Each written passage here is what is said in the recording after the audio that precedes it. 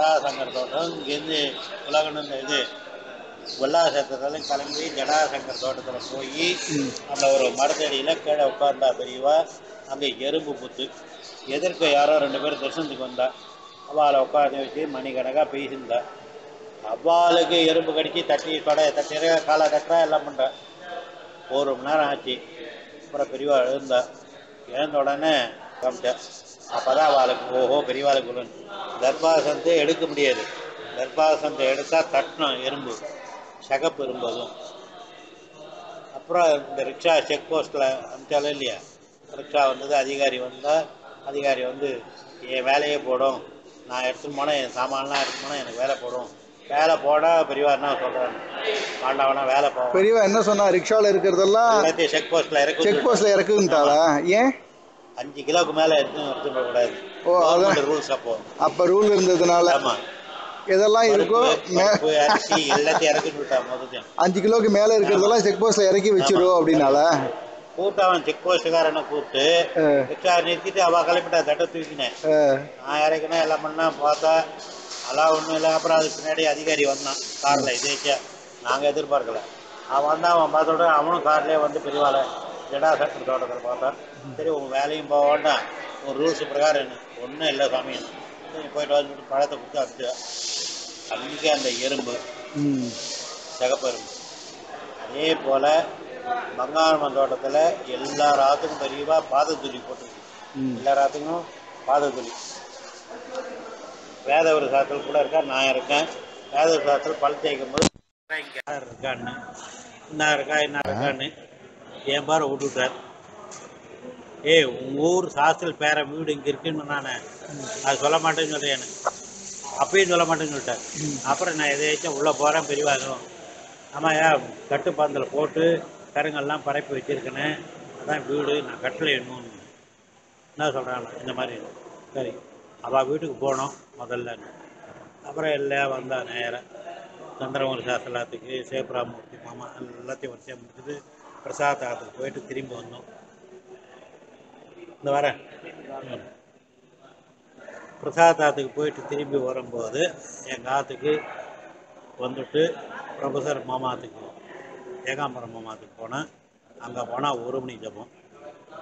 1 மணி ஜபத்தில் தென்னை மரத்தடி கீழே உட்கார்ந்தா. கீழே உட்கார்ந்த உடனே தர்பாசனம் நான் சொன்னேன் எறும்பாக இருக்குன்னு, அதெல்லாம் உட்காருன்னு போட்டு சொல்லிட்டா. போட்டோம். 1 மணி ஜபம் ஆச்சு. எழுந்தா. தர்பாசனத்தை நாங்கள் கையால் எடுக்க முடியல, அவ்வளோ எறும்பு. அப்புறம் உள்ளே வரணும்னு ஏகாம்பரம் கூப்பிட்டார், ஆற்றுக்கு உள்ளே வரணும். அப்போ தான் அந்த ஆற்று வாசல் அப்படி நேராக சப்புனது.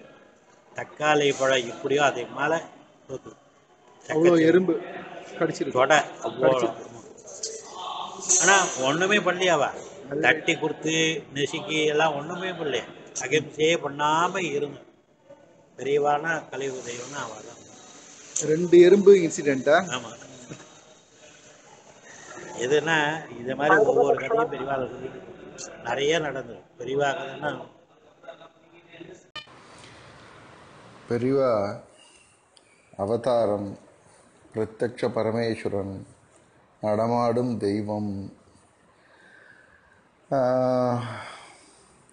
ஒன்றும் என்ன இல்லாமல் நம்ம பெரியவாளை பற்றி சொல்கிறத கேட்குறோம். இதெல்லாம் எதுவுமே இல்லை. பெரியவா சாதாரண மனுஷன். அப்படியே வச்சுன்னு பார்த்தா கூட பெரியவா மனுஷனாக பண்ணதை இன்னொரு மனுஷனால் பண்ண முடியுமாங்கிறது சந்தேகமாக இருக்குது. பெரியவா பிக்ஷையே எடுத்துக்க மாட்டா, பட்டினி இருப்பா. அது 3 நாள் 4 நாள் கூட தொடர்ந்து பட்டினி இருந்திருக்கா. அது மட்டும் இல்லை, நவராத்திரியும் போது உபவாசம் 10 நாள் 9 நாள் உபவாசம் இருப்பா. அப்புறம் 10ஆவது நாளைக்கு அப்புறமா தான் இது பண்ணுவா, பிக்ஷை பண்ணிப்பா. இப்படிலாம் நம்ம கேள்விப்பட்டிருக்கோம். பெரியவாளை மாதிரி பட்டினியே இருக்க முடியாது. அப்படின்னா பெரியவாளை மாதிரி சாப்பிட முடியுமான்னு கேட்டால் அதுவும் முடியாதுன்னு தோன்றுறது. ஏன்னா பல உதாரணங்கள் இருக்குது. அதே மாதிரி சாப்பிட்ருக்கா பெரியவா. அதனால் பெரியவாளை மாதிரி சாப்பிடவும் முடியாது, பட்டினி இருக்கவும் முடியாது. அதேமாரி பெரியவா நடந்துட்டுருக்கா. அதுவும் என்ன 84 வயசில் ஆரம்பித்து சத்தாரா யாத்திரை 90 வயசில் முடித்தா. எவ்வளோ கிலோமீட்டர்ஸ் நடந்திருக்கா அந்த வயசில். பெரியவா 97 வயசு வரைக்கும் எவ்வளோ நடந்திருக்கா. பெரியவாளை மாதிரி நடக்கவே முடியாது. அப்படி பார்த்தோம்னா பெரியவா வந்து தேனாம்பாக்கத்தில் சத்தாராலெல்லாம் ஒரு ரூமை விட்டே வெளியில் வரல. அதுவும் தேனாம்பாக்கத்தில் வருஷங்கள் வெளியிலே வரல, ஒரு ரூம்குள்ளே இருந்தா. அதனால் பெரியவாளை மாதிரி நடக்கவும் முடியாது, பெரியவாளை மாதிரி ஒரே இடத்துல இருக்கவும் முடியாது. பெரியவா 90 வயசுலலாம் கூட உட்காந்தான்னா எழுந்திருக்கும் பொழுது கையை ஊன மாட்டான், அப்படியே டப்புன்னு எழுந்திருப்பா. பெரியவாளை மாதிரி ஆசனம் போட்டுட்டு மணிக்கணக்காக உட்காரவும் முடியாது, கையை ஊனாமல் அப்படியே எழுந்திருக்கவும் முடியாது. பெரியவா ரொம்ப காருண்யமாக இருப்பா. அதே மாதிரி பெரியவா கோபப்பட்டால் அப்படியே கதி கலங்கி போகும். அதனால் பெரியவாளை மாதிரி கோபப்படவும் முடியாது, பெரியவாளை மாதிரி காருண்யமாக இருக்கவும் முடியாது. பெரியவாளை மாதிரி நடக்க முடியாது, ஒரே இடத்துல இருக்க முடியாது, பெரியவாளை மாதிரி சாப்பிட முடியாது, பெரியவாளை மாதிரி பட்னி இருக்க முடியாது, பெரியவாளை மாதிரி உட்கார்ந்துட்டே இருக்க முடியாது, பெரியவாளை மாதிரி நிற்க முடியாது. அதே மாதிரி பெரியவா மௌனமாக இருப்பா, காஷ்ட மௌனமாக இருப்பா. நாள் கணக்கில், மணிக்கணக்கில், மாதக்கணக்கில் இருந்திருக்கா.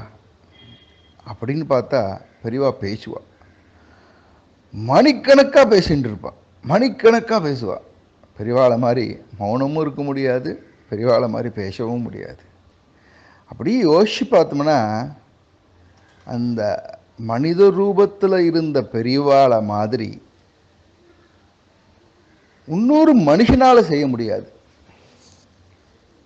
அதனால தான் ஒரு மனிதனால் செய்ய முடியாத விஷயத்தை, வேறு எந்த ஒரு மனுஷனாலும் செய்ய முடியாத ஒரு விஷயத்தை, ஒரு காரியத்தை மனித ரூபத்தில் இருந்த பெரியவா பண்ணதுனால தான் எ டிவினிட்டி இன் ஹியூமன் ஃபார்ம், ஒரு தெய்வம் மனித ரூபத்தில் வந்திருக்கு அப்படின்னு நம்ம நம்புறது